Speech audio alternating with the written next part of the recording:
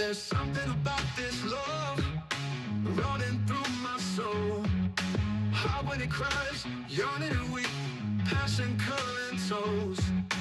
Down the rabbit hole. Caroline, Part 2. Dress well, detective. His last words echoed. Caroline stood before her mirror, her pulse racing as she adjusted the red velvet dress that hugged her curves.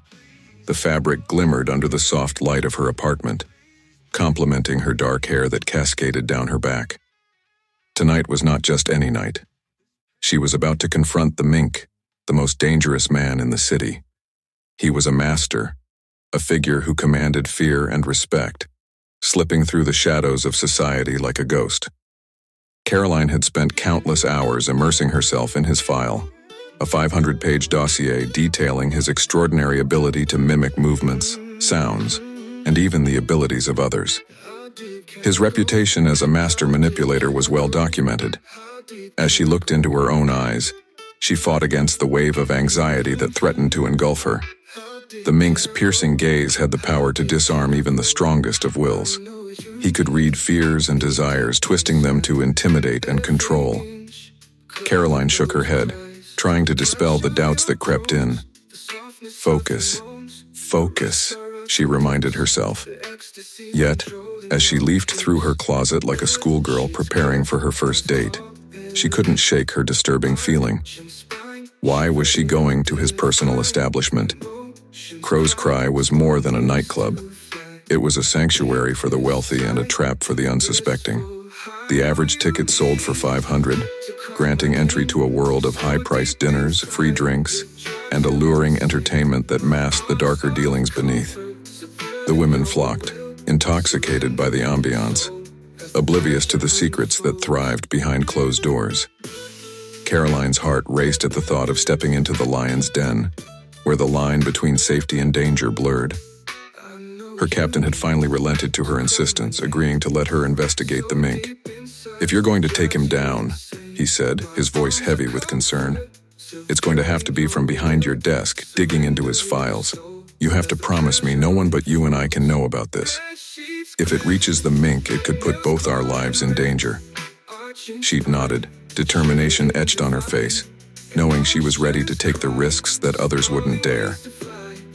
He introduced her to Sharon Sax, a young journalist who would assist her gathering intel. Caroline thought about Sharon as she made her way to the club. Was she in danger? Caroline's thoughts spiraled, a whirlwind of nerves and adrenaline fueling her resolve. She had to remind herself that this was all part of the job, a necessary facade.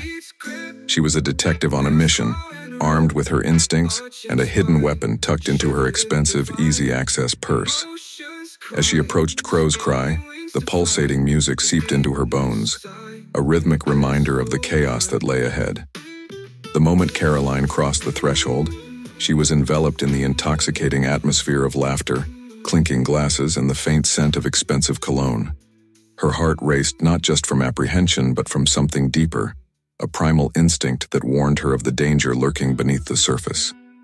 Navigating through the crowd, Clara kept her head high, determined not to show the vulnerability that churned inside her. Yet, every step felt like a descent into a dark abyss. The lights flickered overhead, casting shadows that danced like specters around her. "Ah, Caroline," the Mink purred from behind her, his voice smooth as silk, sending chills down her spine. Caroline instinctively reached for her weapon and spent around quickly, before his soothing words comforted her. "No need to get your panties in a bunch," he laughed softly. "I'd like to escort you personally to Sharon, if I may." Her adrenaline-filled reaction slowly came under control. She quickly tucked the gun back into her little purse while uttering an embarrassing apology. "Just a little on edge." He continued to smile. "You look ravishing tonight. You've made me surrender my eyes to your profound beauty. I would make love to you like no man has ever done. I respectfully submit as the highest of a queen's compliment." Caroline gasped. She was shook. She didn't know what to say. His eyes held hers, lingering deep and long, piercing into her soul. She felt naked. Shivers raked up and down her spine. Her thighs quivered. It was the way he said it combined with his chiseled chin and body of a god. His smell. His smell was a man. His smell made her blood boil. The vampire teeth came out. She was ready to suck the blood out of him. No. She screamed in her head, putting herself respectfully back in her professional mode. No, no, no. She shook it all off, the sudden impulse, the catch of her breath, the trembling of her thighs. She knew his game.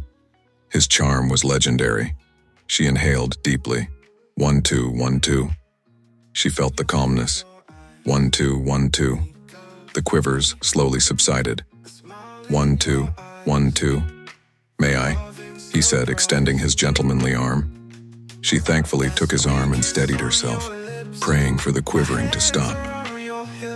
The shiver down your spine, ecstasy crying when you close your eyes. When you close your eyes. When you close your eyes.